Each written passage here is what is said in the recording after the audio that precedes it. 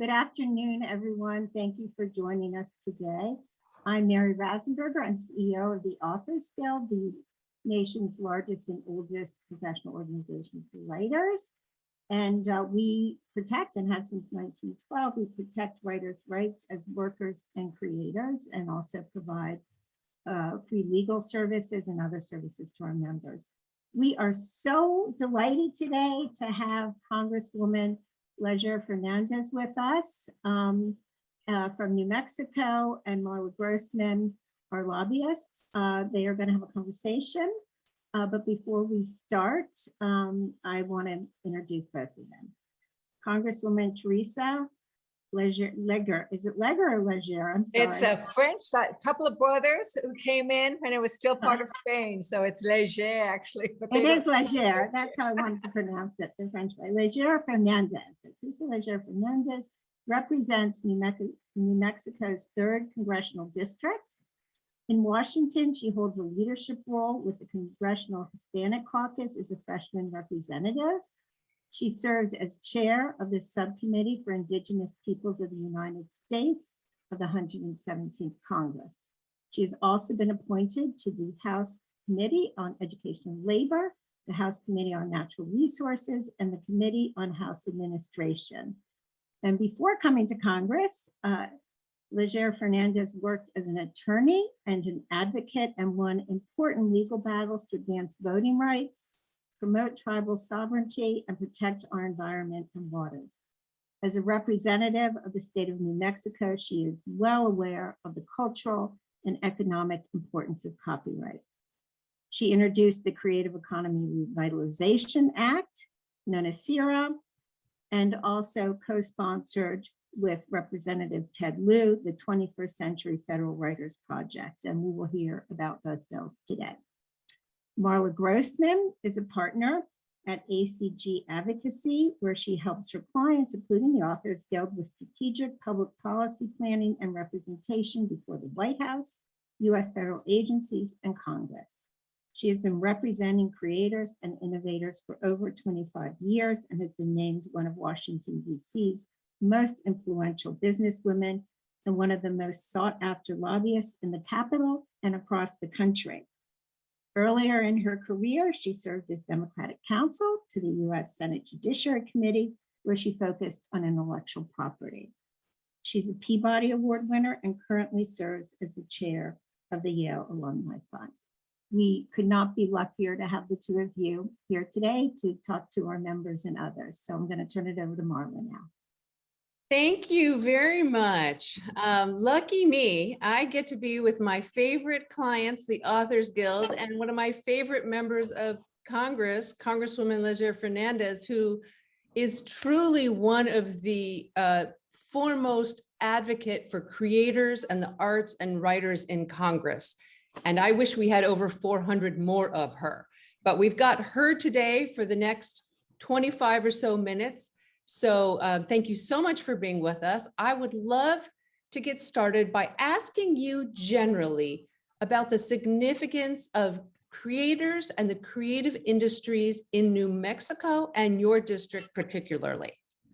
So like many places, but New Mexico is known, I think, internationally for the fact that we are a state that values and that receives the benefit of our creative economy.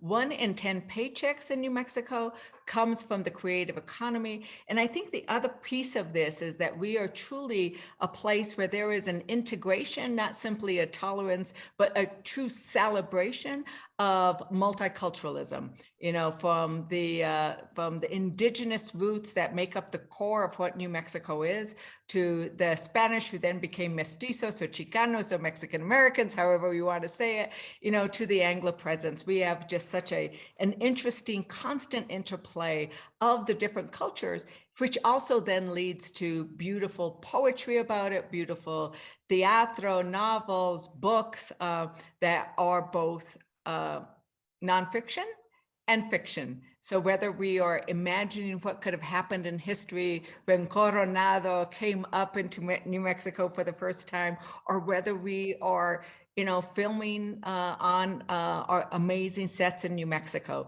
We have an economy that depends on our creative economy.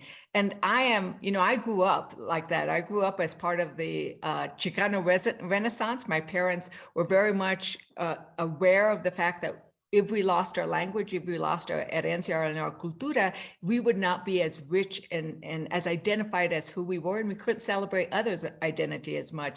So we had poetas and músicos always coming through. I sang folklorico, I danced folklorico, for a little bit flamenco.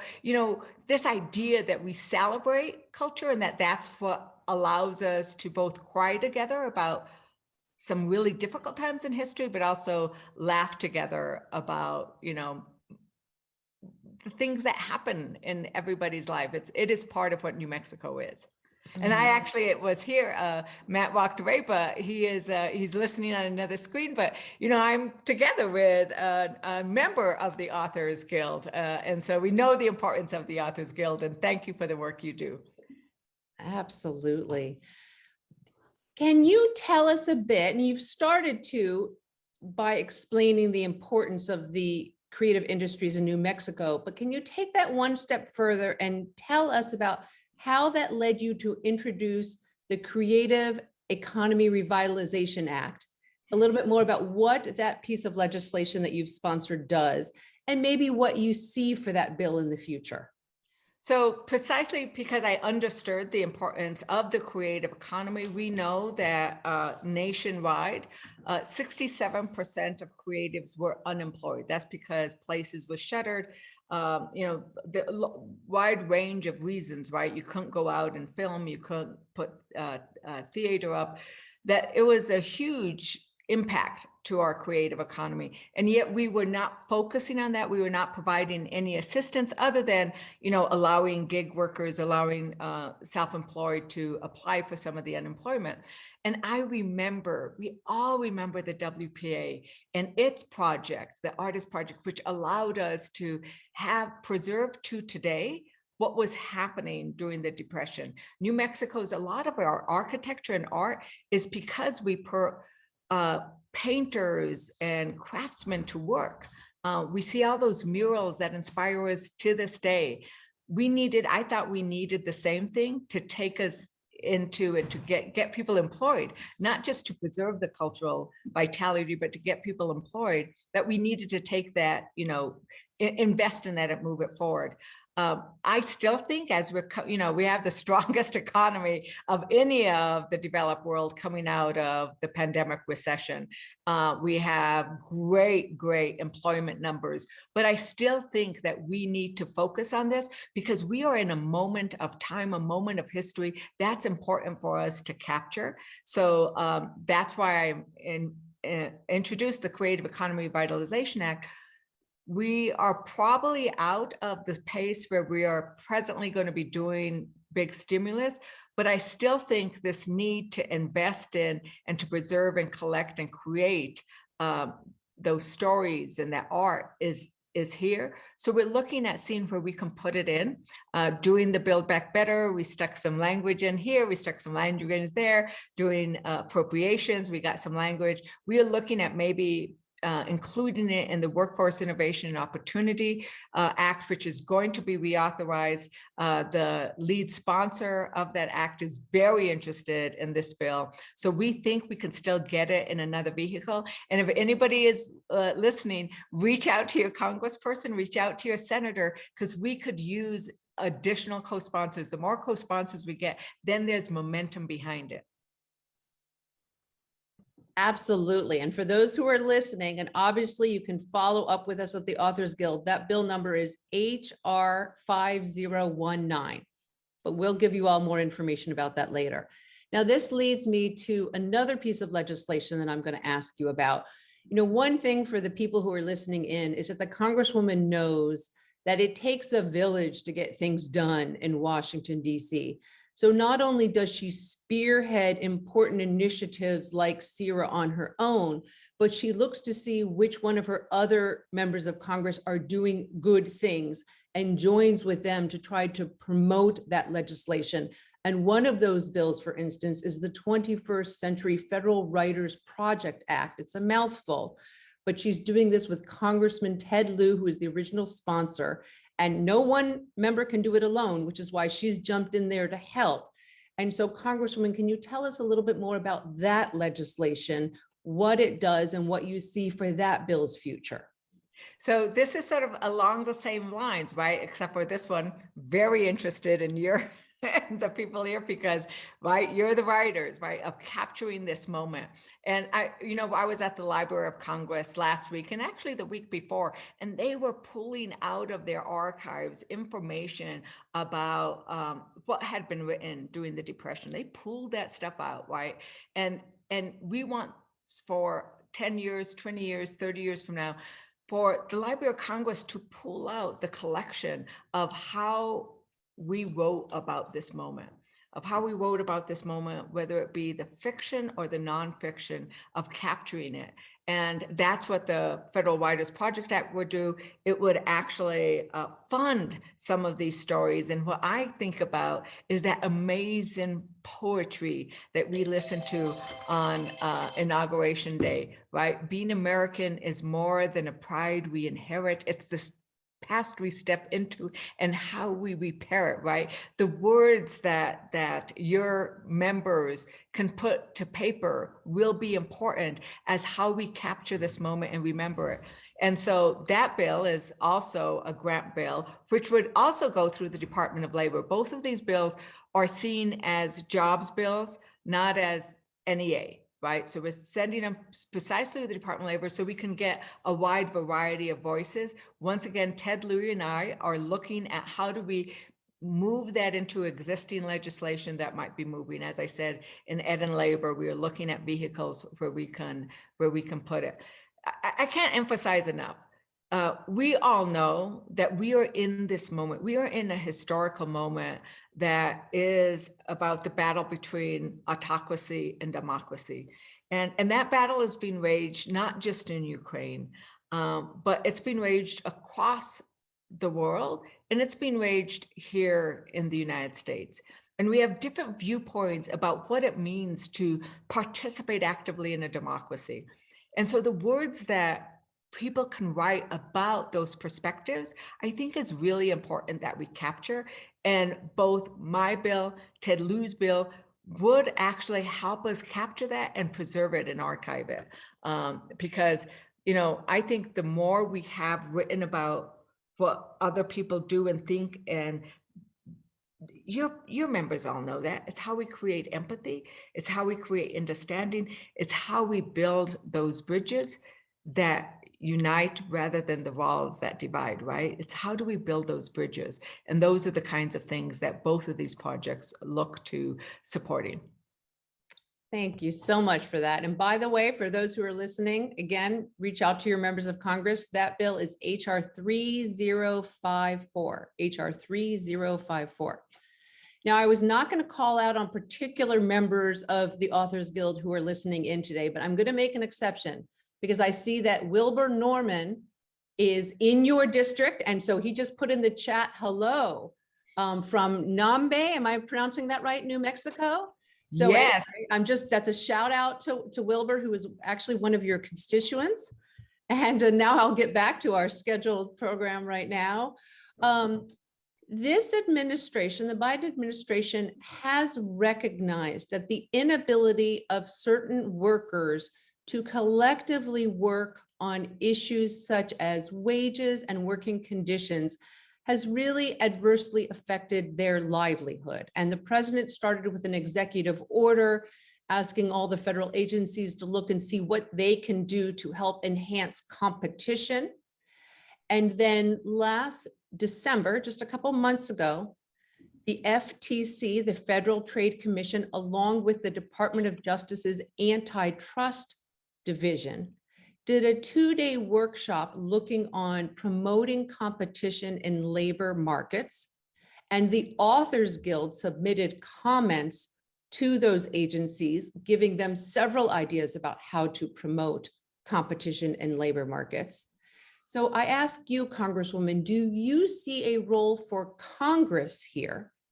And if so, what would that role be? So thank you very much for that question. And I will say that Marla and I are both alumni of Yale, but I then went and got my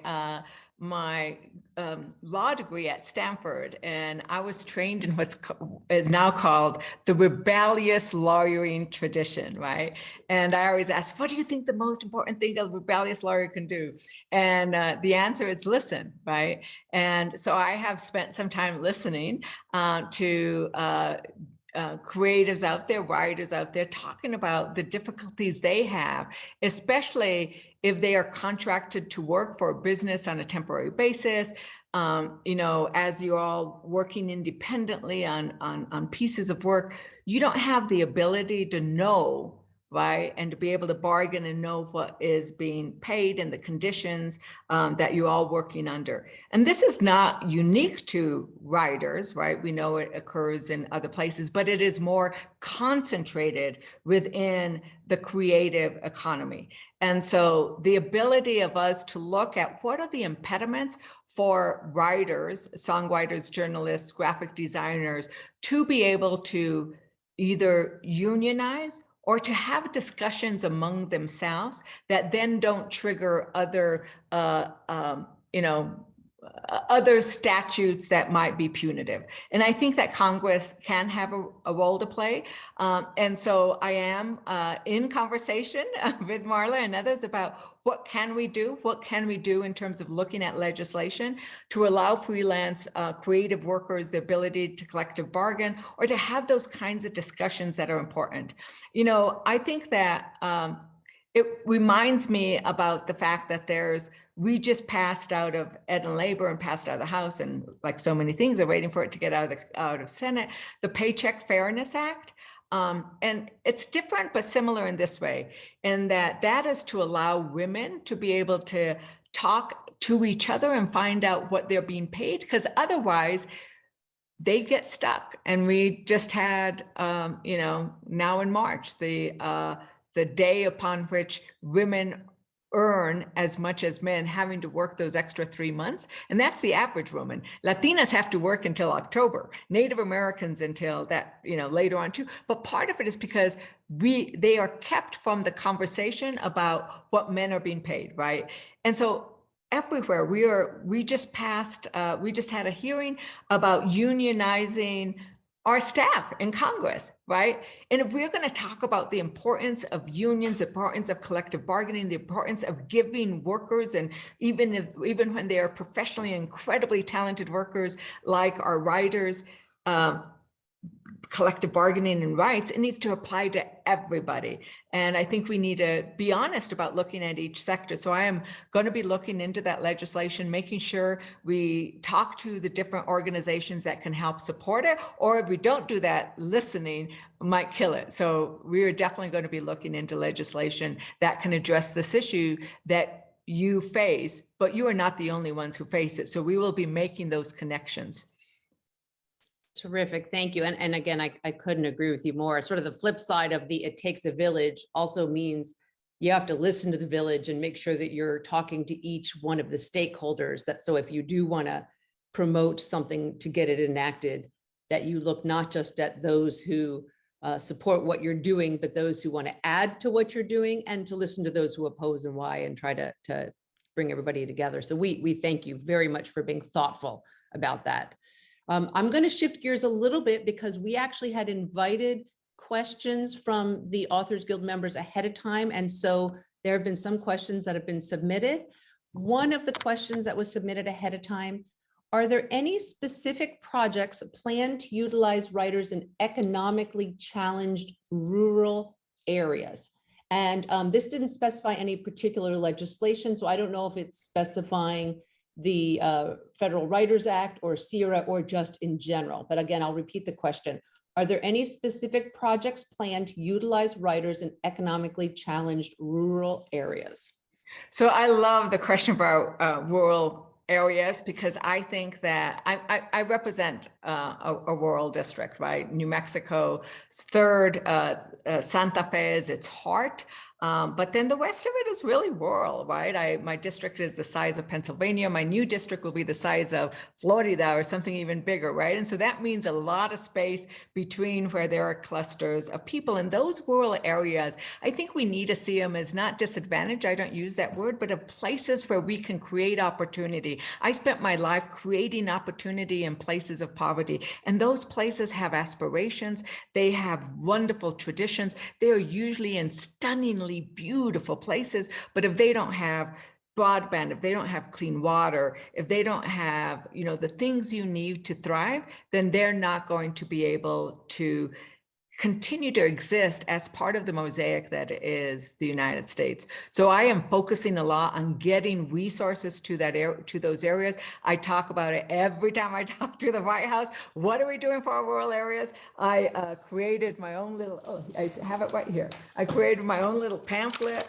on, delivering for rural New Mexico, because they didn't have one. The White House now is going to be doing a lot of work, going around and talking about the investments we have made in the infrastructure bill in rural America. And I think that's important. The broadband that we're getting to rural America is going to be key, so that if you are a writer and you want to be living in Montana, the mountains of Montana, or the grasslands of New Mexico, you need to be able to have that broadband capacity to be able to connect to the world and send your work out. So that will be one of them. But the Writers Project, it's not going to be either the Writers Project or the creative economy. They are not going to be saying we need to do it in urban areas. In fact, we want it to happen throughout, because every community celebrates, right? When I was going around trying to get co-sponsors for the bill, whether it was Republican or Democrats, when I told them about the bill, their eyes would light up and they'd want to tell me about what they do in their own communities, regardless how small. So both bills are intended to be applicable throughout the United States. One of my favorite sayings when we just did the Competes Act, which is more, not quite about writers, it's a lot about, computer chips and the latest technologies, but I kept saying we want to build it in America. That is, what our wonderful Steny Hoyer says all the time. I always say we want to build it everywhere in America. So I am really pushing that everything we do needs to also have that rural lens to it. Me and many others are champions of rural America. Thank you. All right, I think we might have time for one more question, and this was also from one of the Author Guild members that they turned this in.